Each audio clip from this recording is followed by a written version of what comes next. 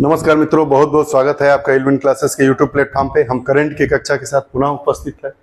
आज का हमारा टॉपिक है विश्व जनसंख्या report, world population status report, WPSR। इस पर हम जानेंगे कि विश्व में जनसंख्या कितनी है, भारत की जनसंख्या क्या है आदि, इनसे जुड़ी सारी चीजों को यह कौन जारी करता है, कब कब जारी किया जाता है, इन सब चीजों को आइए देखते हैं।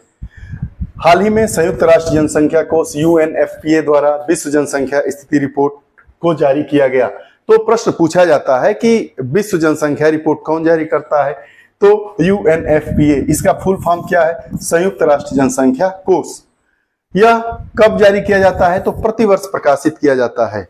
प्रतिवर्ष प्रकाशित होने वाली यह रिपोर्ट है जिसका नाम विश्व जनसंख्या रिपोर्ट है। इसमें विश्व जनसंख्या और जनसांख्यिकी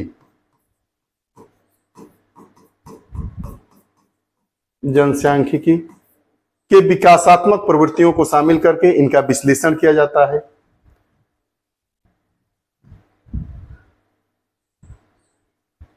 यह जो रिपोर्ट है प्रतिवर्ष प्रकाशित की जाती है। यह रिपोर्ट विशिष्ट क्षेत्रों, देशों और जनसंख्या समूहों तथा उनके समक्ष आने वाली विशिष्ट चुनौतियों पर प्रभाव डालती है।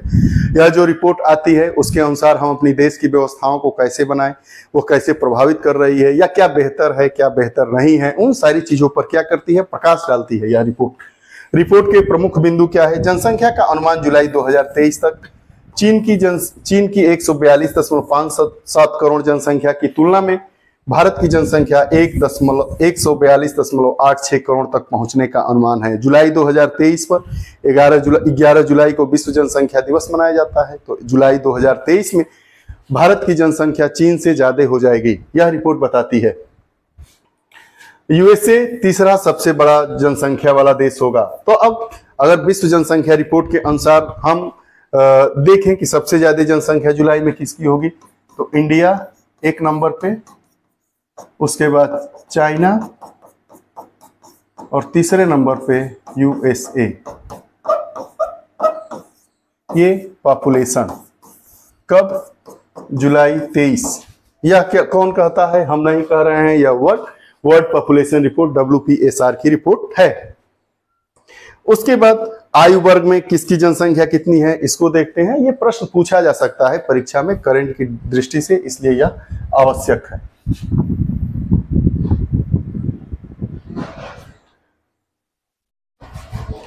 आयु वर्ग इधर लिखा है, उनकी जनसंख्या में प्रतिशतता कितनी है, संपूर्ण जनसंख्या में उनकी प्रतिशतता कितनी है।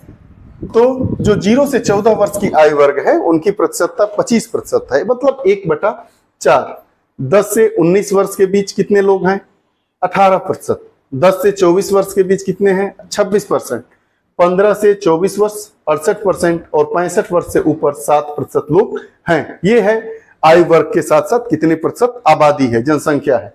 वृद्धि एवं प्रजनन दर क्या है? विश्व औसत प्रजनन दर 2.3% है, मतलब एक व्यक्ति के इतनी संतानें हैं। प्रजनन दर भारत की 2% है। तो यह कहा जा सकता है कि भारत की जो प्रजनन दर है वो विश्व प्रजनन दर से क्या है, औसत प्रजनन दर जो 2.3% है उससे कम है। विश्व की कुल आबादी का 1/3 भाग भारत व चीन से होने के बावजूद दोनों देशों में जनसंख्या वृद्धि दर धीमी रही। ऐसा नहीं है। विश्व प्रजनन रेट कितना है? विश्व औसत प्रजनन दर 2.3%, भारत का कितना है? 2%।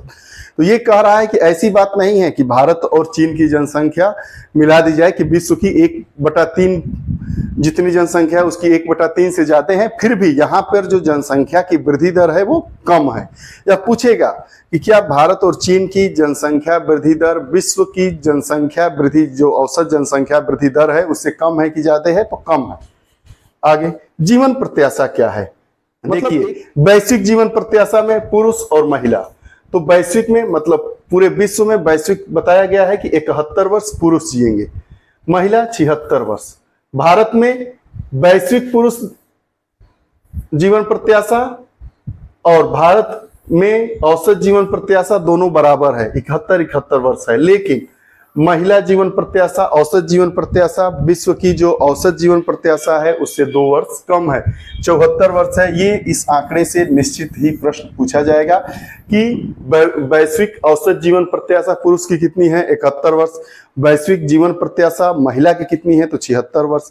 भारत में औसत जीवन प्रत्याशा कितनी है, 71 वर्ष। तो वैश्विक में पुरुष 71 और भारत में भी 71, लेकिन महिलाओं में, भारत में जीवन प्रत्याशा कितनी है औसत महिलाओं की, तो 74 वर्ष है, 2 वर्ष कम है। इसी को बढ़ाना है तो हमारा क्या हो जाएगा, बराबर हो जाएगा। संयुक्त राष्ट्र जनसंख्या कोष के बारे में हम बात करते हैं कि वर्ष 1967 में ट्रस्ट फंड के रूप में स्थापित किया गया था। परिचालन 1969 में प्रारंभ हुआ। 1997 में आधिकारिक रूप से इसका नाम संयुक्त राष्ट्र जनसंख्या कोष पड़ गया। शुरू में 1967 में ट्रस्ट फंड हुआ, परिचालन 1969 में ट्रस्ट फंड के रूप में हुआ। 1997 आते आते 30 वर्ष के आसपास आते आते यह जो ट्रस्ट फंड था उसका नाम संयुक्त राष्ट्र जनसंख्या कोष हो गया। यह संयुक्त राष्ट्र महासभा का एक सहायक अंग है जो यौन तथा प्रजनन स्वास्थ्य एजेंसी के रूप में कार्य करता है।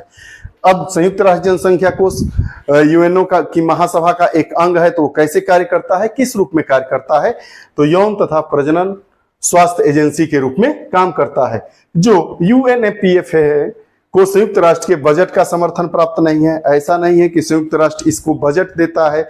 यह बजट कैसे प्राप्त करता है, जो देश इनको बजट देते हैं उससे प्राप्त करता है। वित्त प्राप्त होने के क्या क्या स्रोत है, दाता सरकार, मतलब भारत की सरकार कुछ दे दी, अमेरिका की सरकार कुछ दे दी, चाइना ने कुछ दे दिया, नेपाल ने कुछ दे दिया, तो वही दाता अंतर सरकारी जो संगठन है वो देते हैं। निजी क्षेत्र के लोग भी इसको पैसा डोनेट करते हैं। फाउंडेशन और व्यक्तियों के स्वैच्छिक योगदान से यह संस्था चलती है। विश्व जनसंख्या कोष कैसे चलती है, यह इसके लिए यूएनओ संयुक्त राष्ट्र संघ पैसा नहीं देता है। यह दाता सरकारों, निजी व्यक्तियों, स्वयंसेवी संगठनों, इन चीजों से वित्त जो प्राप्त होता है, ये वित्त फाइनेंस की बात कर रहा है, उसी से यह चीजें संचालित होती हैं। विश्व जनसंख्या रिपोर्ट की बात, आपको यह कक्षा कैसी लगी कृपया कमेंट जरूर दीजिएगा। आप हमसे हमारे सोशल नेटवर्क के थ्रू ही जुड़ सकते हैं। उसके लिए आपको @11classes सर्च करना होगा। आप यह वीडियोस और लोगों को शेयर करें, ज़्यादा से ज़्यादा लोग तक शेयर करें। अगर आप नए पाठक, नए दर्शक हैं तो चैनल को सब्सक्राइब करना ना भूलें। आप हमारे साथ बने रहे, इसके लिए बहुत बहुत धन्यवाद। जय हिंद।